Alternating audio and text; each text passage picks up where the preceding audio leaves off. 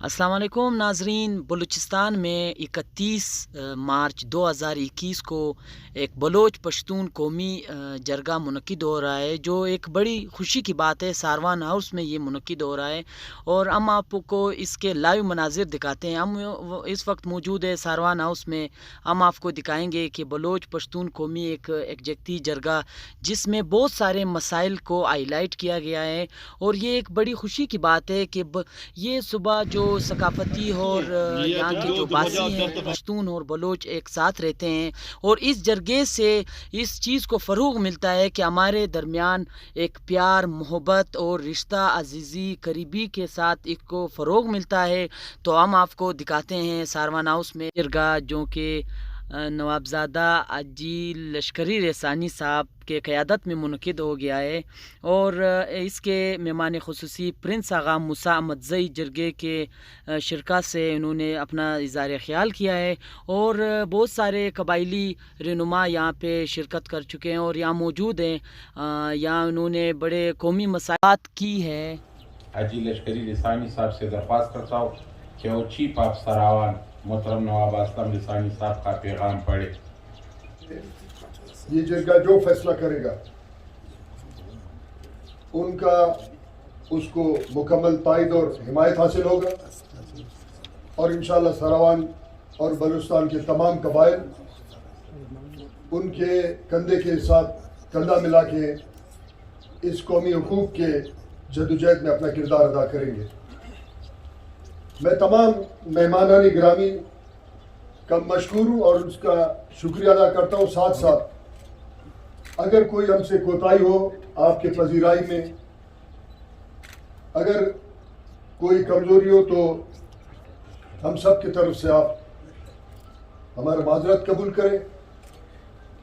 उन मेहमानान का कि जो बाहर इंतज़ार कर रहे हैं, आपके बॉडीगार्ड्स हैं, आपके दोस्त हैं, आपके सेक्रेटरी हैं, क्योंकि एक महदूद मखसूस जरगा था, मेहमान थे, इसलिए कुछ लोगों को बाहर इंतज़ार भी करना पड़ा। उनसे भी हम माजरत करते हैं और ये उम्मीद रखते हैं कि वो हमें माफ़ करेंगे। साथ साथ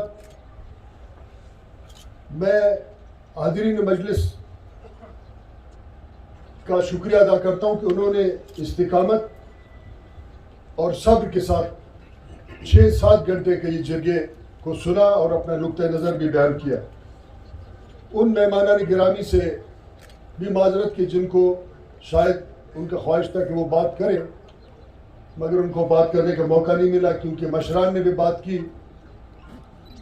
हमने उन साथियों को या उन मोअज़्ज़िज़ अरकान असम्बली को या मुतबरीन को दावत दी, उनसे फिर एक दफ़ा आपके मीडिया के थ्रू मुतबरीन मोअज़्ज़िज़ीन के तवस्सुत से ये पैगाम पहुँचाते हैं कि ये एक इज्तिमाई कौमी मसला है और उनका होना आइंदा की जरगों में इंतहाई ज़रूरी है, क्योंकि हम अपने तारीख़ और आइंदा नस्लों को जवाबदेह हैं।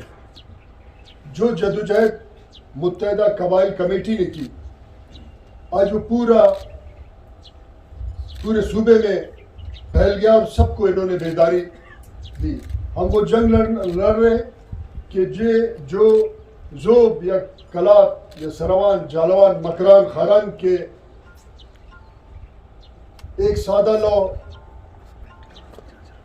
चरवाहे का है, एक सादा लो बसगर का है, जिसको पता भी नहीं कि उनके पहाड़ पे किसके नज़र है और कौन उनको हड़प करना चाहता है, उनका चरागाह पे किसका नज़र है और कौन उनको हड़प करना चाहता है। उनके छोटे मोटे खुशकादे और बंदात जो कि जिम्मेदारी रियासत पाकिस्तान खाता को उनको पैमाइश करें, उन पे किसी का नज़र है। हमने सबका जंग लड़ना है। और जो मेरे मोहतरम भाई जो एक सियासी या कबायली मकाम रखते हैं, ये दावा करते हैं कि वो इस सूबे के खैर ख्वाह हैं, उनको चाहिए कि इस जदोजहद में अपना किरदार अदा करें, ताकि अपने उन सादा लो भाइयों का जो आज भी उस पहाड़, उस वादी, उस खुशकाबे का, उस बंद का दावा करते हैं कि उनका अजदाद का ज़मीन है, और उनको आइंदा एक नाम नियाद कानून साजी के तहत या रियासती ताकत के तहत अगले चंद बरसों में उनको अपने मर्जी के मुताबिक छीनेंगे। हम उनका सबका जंग लड़ना चाहते हैं और लड़ रहे हैं। आज साहिब सदर हमारे शहजादा साहब सुबह से यहाँ मौजूद हैं और उन्होंने अपने बाबरकत शख्सियत से इस जरगे को तवाना और इज़्ज़त बख्शा है। यहाँ पश्तून कबाइल के सरबरा जनाब नवाब अयाज साहब भी मौजूद हैं, उनका भी शुक्रिया। वो मेहमान खुसूसी हमारे हैं। नवाब शावानी है, जनाब हमारे काकड़ और तरीन, यहाँ मामशे कबीले के मोतबरीन, सरपरा कबीले के मोतबरीन, यहाँ बंगलसे कबीले के मोतबरीन नुमाइंदगान, इसी तरीके से जिन हजरात को यहाँ लांगाव कबीले के मोतबरीन भी थे, सबको हमने मदू किया था और जो लोग आए उनका शुक्रिया, वो अपने कौमी फरीज़ा अंजाम दे रहे हैं। मैं साहिब सदर और मेहमान खुसूसी 1-2 मिनट चाहता हूँ, ये बेअदबी कि उनके बाद बात करूँ क्योंकि उनको उनका शुक्रिया भी अदा करना था। मैं एक अर्ज़ करना चाहता हूँ कि हम ने एक कानूनी जंग भी लड़ना है, उसके लिए भी तैयारी करनी है। अजहर खान अचकज़ई साहब यहाँ तशरीफ़ रखते हैं, वो सूबाई हुकूमत में एक हिस्सेदार हैं, उनका मरकज़ में भी एक नुमाइंदा है और इसी तरीके से सूबे में भी हैं।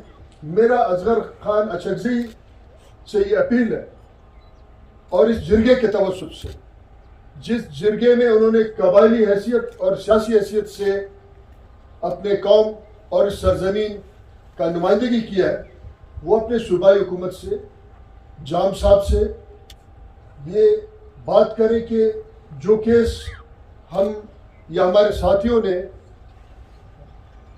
लार्जर बेंच हाई कोर्ट में जीता है, अगर जाम साहब और सूबाई हुकूमत में कुछ लोग इस सूबे के, यहाँ के आम लोगों के, यहाँ के बेचारा और बदबख्त बदहाल गरीब लोगों का, दहकानों के नुमाइंदा है, तो फिर वो सुप्रीम कोर्ट में इस सूबे के मुफाद में जो फैसला हुआ उसके खिलाफ न जाए, वरना फिर एक दिन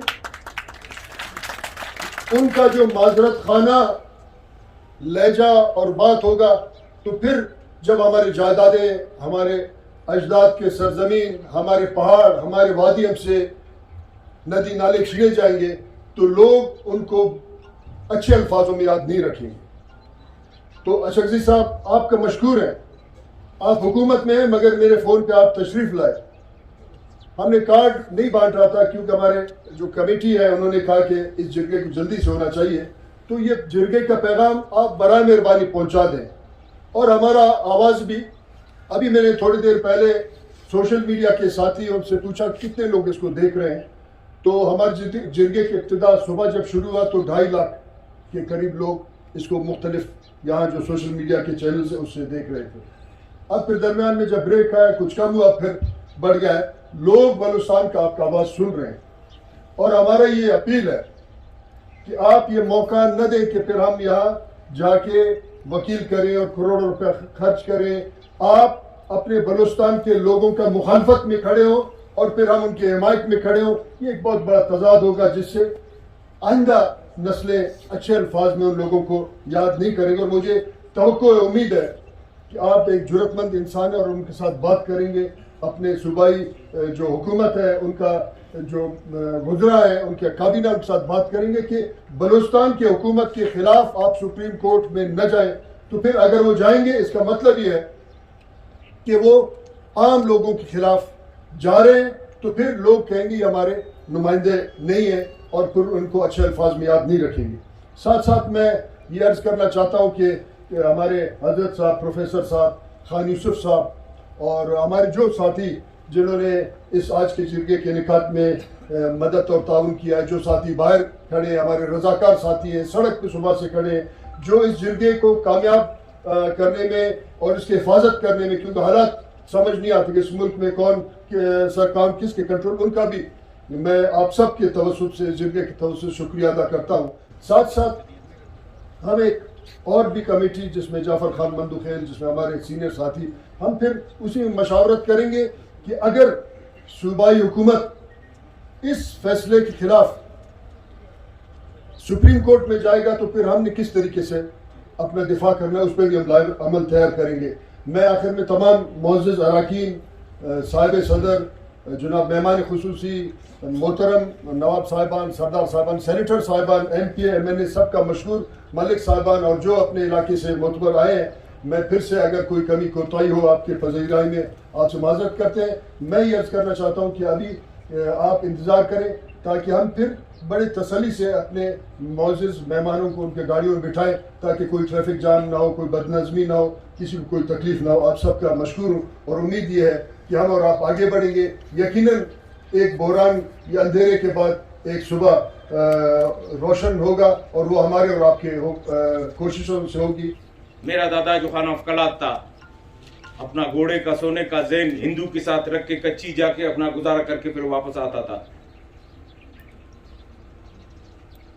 लेकिन जब आज से 200-250 साल पहले अहमद शाह बाबा ने, ये तारीख है, मैं अपने दिल से नहीं कह रहा हूं, ये कुछ डॉक्यूमेंट्स मैंने अपने वालिद की, अगर ये अफगान और ये बलोच नहीं जाते दिल्ली और अमृतसर, आज डंडे के जोर से ये जो हमारे भाई वहां बैठे हुए जिनका जिक्र नवाब साहब कर रहा है, इनका एक छुत होता और एक पीला 14 पैरा होता और इसका नाम रामचंद होता, ये डंडे के जोर से हिंदू होते। हमारे बदौलत आज ये मुसलमान हैं और वो हमें सिखाते हैं कि हम मुसलमान हैं, छोड़ो मुसलमानी को भाई। जिस तरह नवाब साहब ने कहा, शायद ये गुनाह हम लोगों से हुआ, हम लोगों ने ये मुल्क दिया। मैं नवाब साहब ये समझता हूं, आपकी इजाजत से मैं कुछ बातें करूंगा, शायद तल्ख होंगे।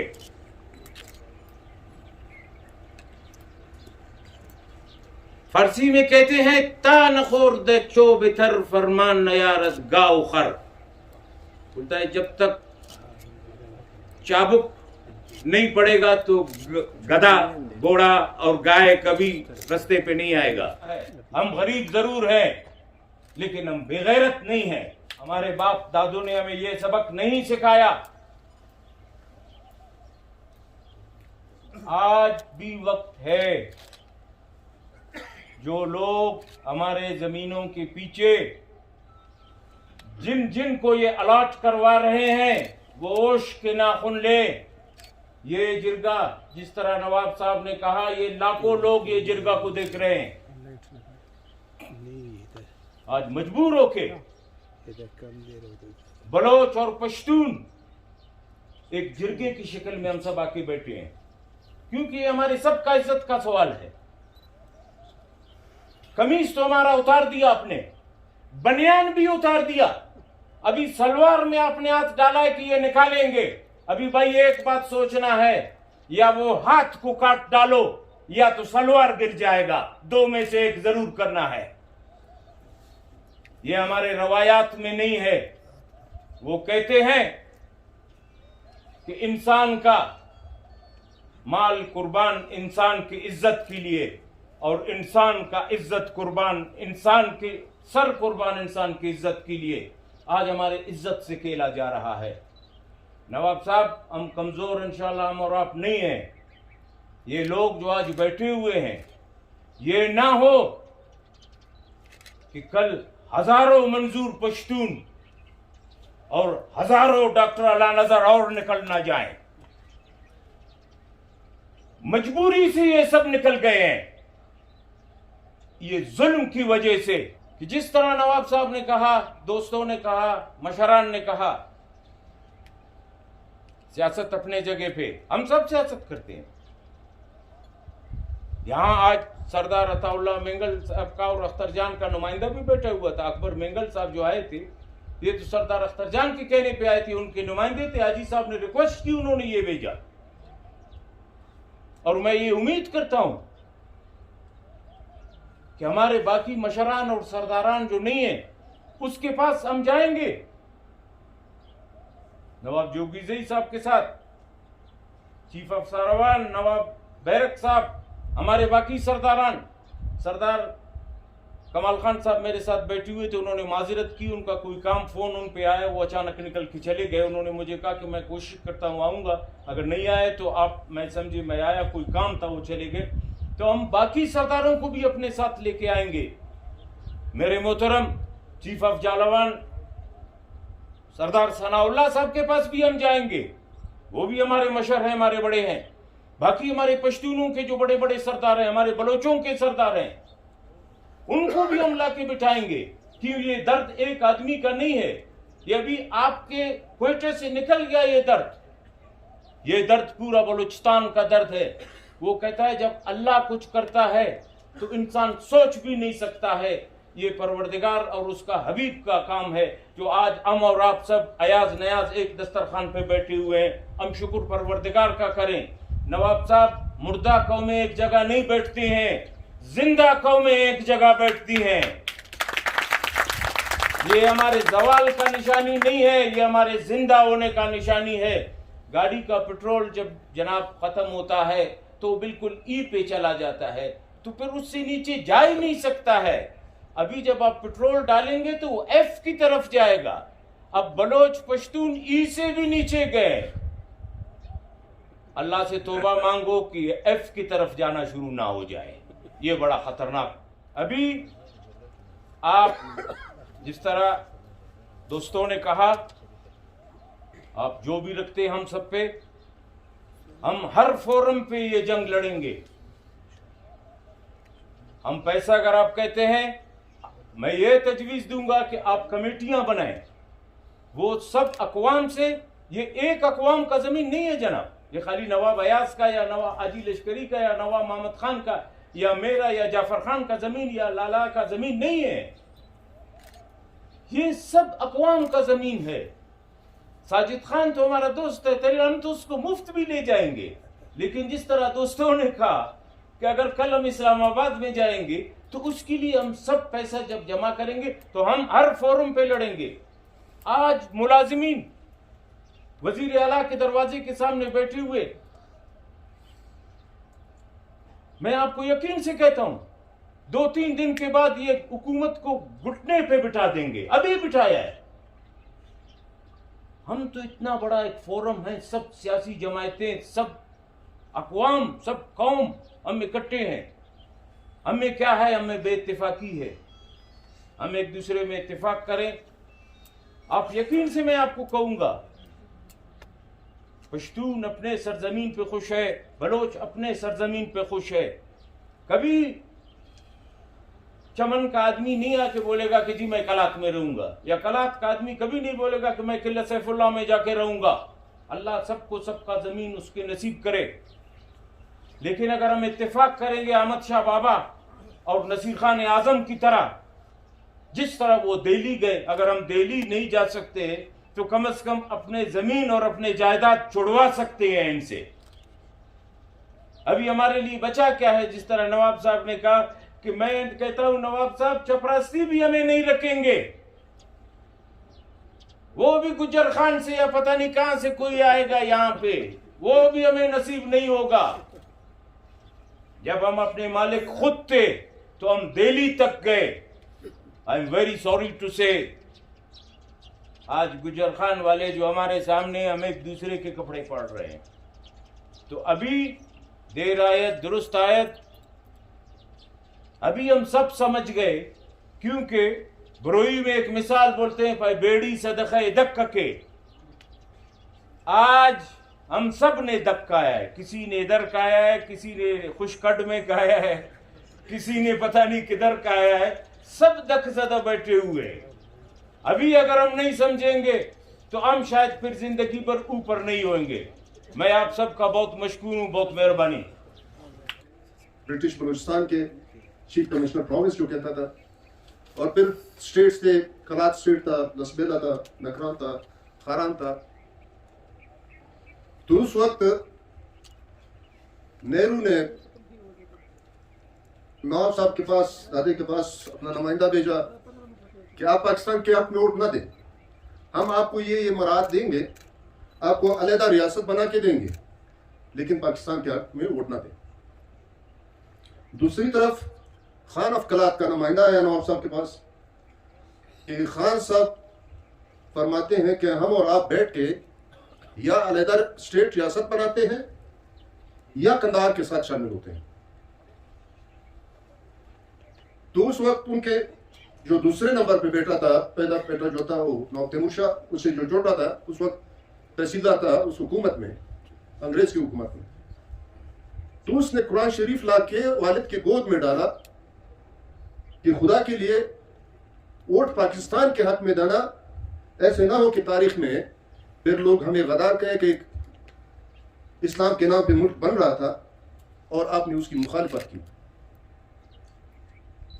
मुल्क बना,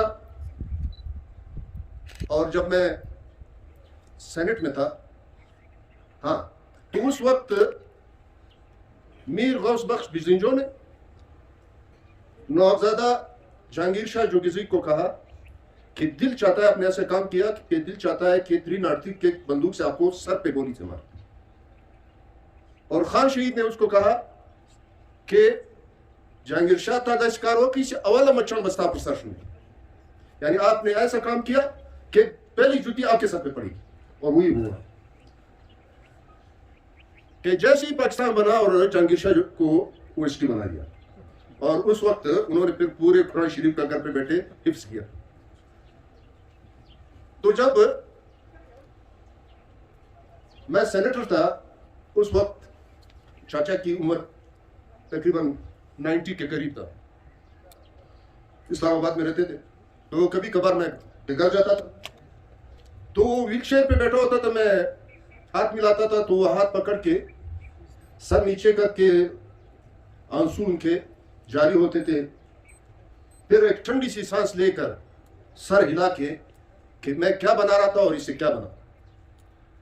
तो मैंने कहा, चाचा आपने तो हमें बर्बाद कर दिया, अब अफसोस करने से क्या फायदा। तो ख्याल यही था कि हम इस मुल्क में एक सियाल कौम की हैसियत से जिंदगी गुजारेंगे, लेकिन वो गलत साबित हुआ। क्योंकि मैं तकरीर मुख्तसर करना चाहता हूं, क्योंकि काफी टाइम हो गया। अब इस मुल्क में मुल्क बनाने वाले जो है वो सबसे ज्यादा तकलीफ है, और उसका क्या हाल होगा जिन्होंने उस वक्त मुखालिफत की, उसका क्या हाल होगा।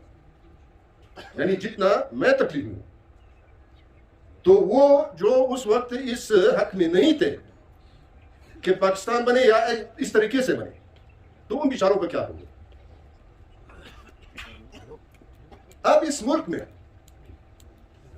खुदा ने जिस धरती पे मुल्क से पहले या अभी अल्लाह पाक की तरफ से तो जितना फजल और रहमत और जितना हो सकता था वो अल्लाह पाक की तरफ से, यानी वो वसाइल वो सारे बलोच और पश्तून इलाकों में वो दौलतें अल्लाह पाक ने हमें दी।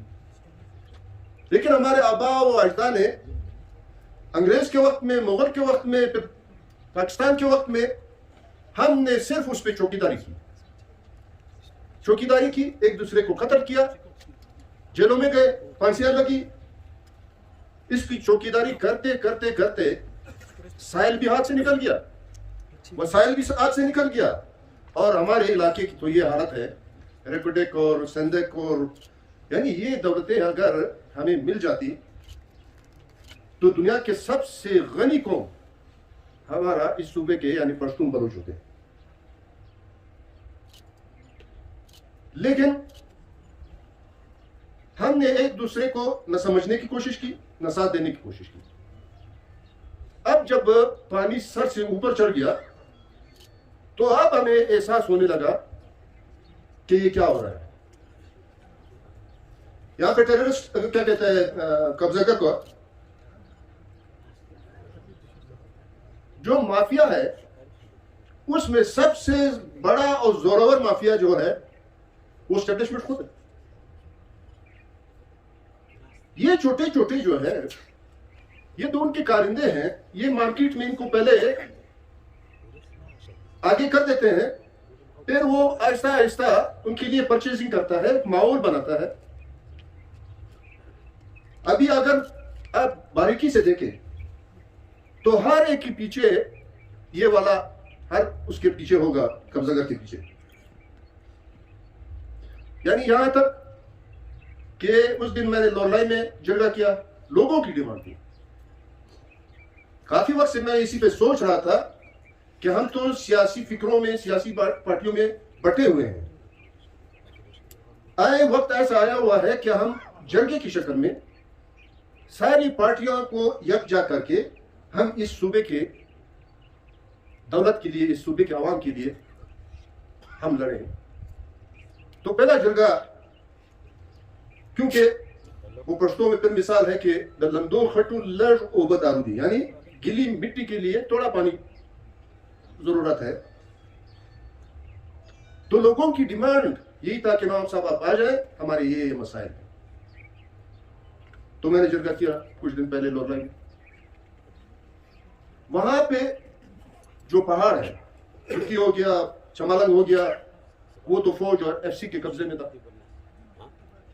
अब वहां पे एक और कोई मिनरल है या क्या है, फ्लोराइड नाम का, वो लोरलाई से नीचे मैकर के इलाके में फ्लोराइड मिला है और इसके अलॉटमेंट्स किसको मिले हैं, यानी बाहर के लोग, पंजाब के लोग और इलाकों के लोग और डिविजन्स के लोग। और मुस्लिम बाग में क्रोमाइड निकलता है, उस क्रोमाइड के लिए एक्सप्लोसिव, वो जो डायनामाइट होता है, जो भी होता है, उसकी जरूरत है। सरदार बैठा हुआ है, सरदार आसिफ, इनका काम है इसी क्रोमाइड का। तो इलाके के लोगों का बहुत बड़ा डिमांड था कि नवाब साहब हमारे लिए कोटा मुकर्रर करे ताकि हम अपनी जो माइनिंग है उसको चला सके। तो एक मुस्लिम बाग का जो लोकल एक बंदा था, उसने एप्लीकेशन लिखा, फिर इस्लामाबाद भेजा, एनओसीज वगैरह वगैरह। चौधरी निसार उस वक्त इंटीरियर मिनिस्टर था, उससे मिलके मैंने उनको कहा कि ये काम करा दे, लेकिन वो काम अभी तक पड़ा हुआ नहीं हुआ है, तकरीबन 5-6 साल हो गया। बात सिर्फ BHA की नहीं है, आपके सारे वतन पे मैंने कहा कि सारे पहाड़ हमारे कुदरती दौलत से भरे पड़े हैं और उस पर हम चौकीदारी करते रहे। अगर हमने इस पे कमजोरी दिखाई तो हम गए, फिर कुछ नहीं बचेगा। पश्तो में मिसाल है कि सरगत से मन सके नहीं से नो बेटिंग नहीं से, एक वो जड़ी बूटी आती है, सरगत से कहते हैं उसे पश्तो में, क्योंकि वो आप बारीकी से देखे तो उसके ऐसे हारे जैसा छोटे से वो है, अगर आपने उसको कमजोर पकड़ा और आग की छत वो आग काटेगा। तो वो कहते हैं कि इसको नहीं निकाले, इसको कमजोर ना पकड़े, पकड़ना है तो मजबूत पकड़े। तो ये काम जो है नहीं करना चाहिए। अभी जब हम इस पे बैठ गए, इसमें सियासी पार्टियां भी, कबायली मशरान भी, तो इस पे फिर पीछे नहीं हटना होगा, फिर कमजोरी नहीं दिखानी होगी, फिर हर हद तक हमें जाना होगा। क्योंकि अब लोगों को, आवाम को इस चीज का एहसास हो चुका है कि हमारा वतन, हमारा इलाका, हमारे वसाइल हमारे हाथ से निकलते जा रहे हैं। अब आवाम आपका साथ देंगे, मैं गारंटी देता हूं सारे पश्तूनों की तरफ, बहैसियत एक कबायली मशहूर के बलोच की तकलीफ को हम अपना तकलीफ समझेंगे, और बलोच जो नोटेबल्स हैं, जो पॉलिटिशियंस हैं, वो हमारे दुख दर्द को अपना दुख दर्द समझें। जब हम एक होंगे तो मैं नहीं समझता हूं कि वो ताकत किस में है, कहां से है कि वो हमें अपने वतन से, अपने वसाइल से बेदखल करे। लेकिन हमने ईमानदारी से खड़ा होना होगा। पॉलिटिक्स एक नया तर्ज जिंदगी के लिए बना है, जिन्होंने अपनाया वो कौमें आगे चली गई, यूरोप ने, अमेरिका में, मुख्तलिफ मुल्कों ने। लेकिन बदकिस्मती से बादशाह खान ने, खान शहीद ने, मीर गौस बख्श बिजिंजो ने, सरदार अताउल्लाह मिंगल ने, नवाब भुट्टी ने जितने एफर्ट्स किए, इतने साल जेलों में गुजारे, अभी तो यानी वो पूरे महीने सफर करते थे तो मुश्किल से वो 500 लोगों से भी नहीं मिल सकते थे। अब मीडिया के जरिए मालूम हुआ कि यहाँ स्पीच चल रहा है और 2.5 लाख 3 लाख लोग डायरेक्ट आपको सुन रहे हैं। ये कुछ जरगा नहीं है, इस वक्त आपका जरगा जो है वो 2.5-3 लाख लोग इसमें शामिल है। और जब रात को ये चलेगा तो फिर पता नहीं ये कितने लाखों तक पहुंचेगा। अब तो जदीद निज़ाम आ गया, जदीद सिस्टम आ गया, इसके जरिए लोगों में अवेयरनेस जो है, आपकी बात जो है वो एकदम पहुंचती है। अब ये डिपेंड हम पे करता है कि हम इस चीज को कितने मजबूती के साथ, एक अज़म के साथ कैसे आगे ले जाते हैं। तो इसमें वकला की भी जरूरत पड़ेगी।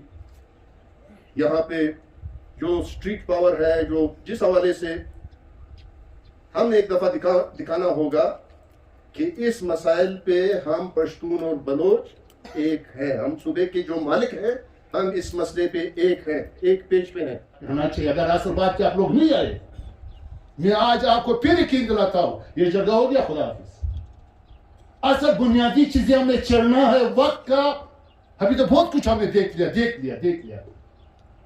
जमीन कुछ नहीं जाएगा, कुछ भी नहीं जाएगा अगर पश्तून और बलोच ईमानदारी से बैठ गया। बलूचिस्तान के मफादात, बलूचिस्तान को अगर बचाना है, उसके हवाम के अगर हुकूक को बचाना है, तो इन दोनों का एहतियात बहुत जरूरी है। एमपीशिप, एमिनेशिप, सेनेटरशिप, उसको एक दफा दूर रखो। उन सब मसाइल हल करने के लिए एक ही इलाज है, पश्तून और बलोच को साथ रहना है और साथ रहना होगा। वो सलाम। मैं इंतहाई शुक्रगुजार हूं इस कमेटी का, जो 7 रुकनी कमेटी के हवाले से शुरू हुआ बकौल मेरे दोस्तों का, और कबायली मकामी कबायली जिरगे के हवाले से इन्होंने शुरू किया। मैं जितना भी शुक्रिया अदा करूं कम है, मैं इनको खिराज तहसीन पेश करता हूं। इन कबाइल का इकट्ठा होना, इनकी नवाब, सरदारान, मलिक, मोतबरीन और खान साहब के नुमाइंदे की हैसियत से प्रिंस आगा मूसा जान का इकट्ठा होना, ये एक कौमी यकजहती के लिए एक बहुत बड़ा पैगाम है। और मैं ये भी गुजारिश करूंगा कि सेटल्ड एंड अनसेटल्ड लैंड का इशू बहुत बड़ा मसला है बलूचिस्तान का, लेकिन मेरा गुजारिश है कि ये कमेटी बैठ के अभी अपनी तरजीहात में बलूचिस्तान के वो मजमूई मुश्किलात, वो मजमूई मसाइल और वो मजमूई महकूमी और महरूमी और वो बुनियादी जो हमसे हक छीना जा रहा है, उसके हवाले से भी इस कमेटी की डोमेन को बढ़ा दे। कहता हूँ कि 2 जिरगे और कम से कम होनी चाहिए। एक जिरगा कलात में होना चाहिए और एक जिरगा किला सैफुल्लाह में होना चाहिए। कलात जिरगे में सारे पश्तून नवाब साहब की सरबराही में खास लोग, मुतबरी लोग, कलात आए, तमाम बलोच वहाँ आए, मतलब बिल्कुल बहुत खुला एक सिलसिला हो, ताकि वो सब सुने। जैसे कबीर साहब बेहतरीन तफसीलन, और हमारे नाम नहीं जानता हूँ, हाँ, बहुत मतलब एक तफसील से बाकायदा एक जो डॉक्यूमेंटल एक सिस्टम था वो सारा बयान किया। इसी तरह सारे दोस्तों ने, सीनियर सियासतदानों जो हमारे वकला या ऐसे, तो ऐसे बहुत सी बातों से इकट्ठा होने के अहमियत के हवाले से जो बातें हैं, जो फ़ायदे और सिलसिले और नतीजे निकल सकते हैं, उन सब बातों से बहुत से बलोच और पश्तून नावाकिफ़ हैं। क्योंकि इस सिस्टम को, कबायली सिस्टम को, जो बहुत बेहतर हर हवाले से हम समझते हैं है, सिवाय उन चंद सरदार जवाब की जो असल नहीं है, रवाजी नहीं है। और ये दबाव हम सुप्रीम कोर्ट पर लाएंगे कि हम लोग सारे एक पुष्प पर, एक रास्ते पे हैं। और दूसरी बात, इसी के साथ हमारे जो सेनेटर साहिबान हैं, हमारे कौमी असेंबली के जो मेंबरान हैं, उन सब को सुप्रीम कोर्ट पर पेशी के लिए आना पड़ेगा। अगर आप लोगों ने इस केस को जीतना है या वाकईतन आवाम के साथ आपने देना है, तो उसका मेरे ख्याल में इस रास्ते पर चलना पड़ेगा। और अगर जैसे यहां पर मोहम्मद खान शाहवानी साहब ने कहा कि एक जरगा क्लासीफला में होना चाहिए, एक जरगा नुश्की में होना चाहिए, वाकईतन बिल्कुल उसकी भी ये बात बजा है, बिल्कुल ठीक है, कलात में। तो ये इसलिए भी अच्छा है, आप लोगों को पता है कि इस रियासत ने इस बलोच पश्तून को जिस सिते पर खड़ा किया है, अब हमारे घर में एक घर में रोटी तो छोड़ो भाई, सुबह चाय तो छोड़ो भाई, हमारे पास बिस्तर भी नहीं है कि उसमें सो जाएं। ज़रा ये अब इधर यहाँ जो मौजूद है ये कबायली मौज़ीन मुतवरिन भी है और सियासी जमातों से भी यहाँ इस बेडाल में बैठे हुए हर शख्स का किसी न किसी सियासी जमात से ताल्लुक है, चाहे ये हुक्मरान जमात हो या अपोजिशन हो, कि खुदा रहा भी इस सरजमीन में ये सब इसमें खत्म वो घेरे जाएंगे। जो जिस तरह हमारी सियासत भी हमारे हाथ से चली गई, असम पार्लियामेंट भी चली गई है कि ये जो इस वक्त बलूचिस्तान इधर असम्बली मौजूद है या मरकज में, जिस तरह हमने हमारी गलतियों की वजह से या हमारे कोताही की, हमारे अपने तजादात की वजह से जहाँ जिस तरह लोग जाके बैठे, वो तो आपकी आवाज तो खत्म हो गई है। सियासी जमातों के भी पता नहीं चुनाव उसका पैमाना क्या होता है, मैं नहीं कह सकता कि एस्टेब्लिशमेंट को तो मोरद इल्जाम ठहराते हैं 74 साल से, लेकिन खुद भी अपने गिरबान में अभी सबको देखना पड़ेगा कि हमने कौन सा सिस्टम दिया है इस सूबे को, इस कौम को।